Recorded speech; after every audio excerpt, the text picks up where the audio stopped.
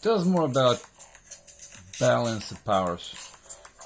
Okay, well, in the context of the marvel of law and order and justice, and the need for law and the remarkability of the evolution of law, there's also a very important idea of balance of power and checks and balances, that one power should not become too strong so as to oppress the other one. So governments which have been given the power to represent and the commonwealth of the individual, even though that they become very strong, that their power should not be used to oppress the citizen or any individual or any minority or any group that may stand out.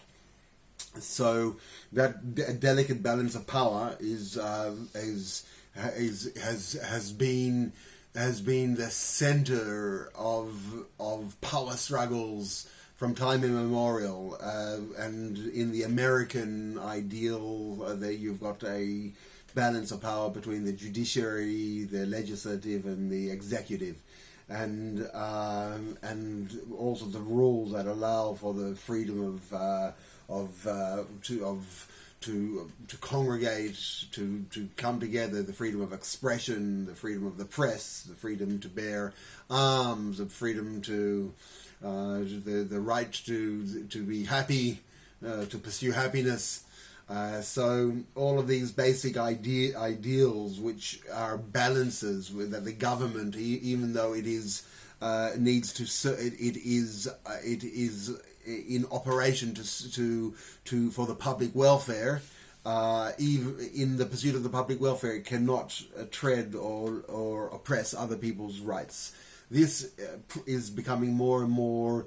It is becoming more and more apparent that a lot of people's individual rights are being trodden on, and people are being repressed by the blind footprint of government as it acts and it imparts its will without understanding the impressions, the power that the state has, and especially using powerful instruments such as artificial intelligence and automation and computing. It can send letters to people, and it can erode the energies of people who are on the very balance between existence and survival and not surviving, or in their relationships and their positions in jobs and in work and in families and in as fathers or mothers. So that the state people are groaning in pain, and that their state is oppressing them, and it is clear that the delicate balance of power is no longer there, and that that individuals are suffering, and they don't know how to say it because there is no real voice to speak to the blindness of bureaucracy and to artificial intelligence, which only responds to algorithm input. What's the marvel here about? The marvel is that it can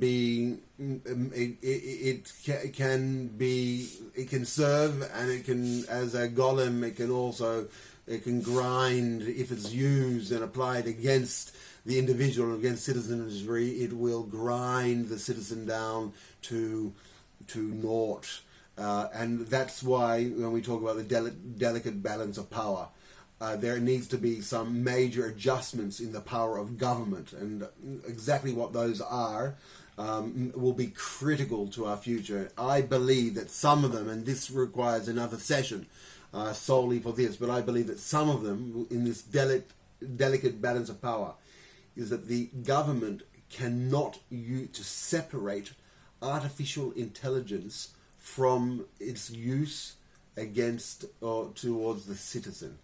In other words, artificial intelligence and automation and bureaucracy and all the powers of the state can be used in order to arrange logistics, but it cannot be used to inconvenience the citizen. In other words, it cannot be used to send to the citizen. It cannot be used because if there is an equation of artificial intelligence, government and artificial intelligence against the citizen is crushed.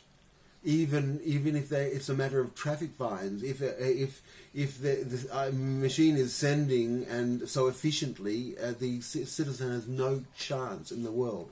So therefore, there will need to be a separation of powers where government cannot use AI against its citizenry, but rather there has to be a mechanism where everyone has AI and the AI interacts with each other to find solutions. That would be a good first start.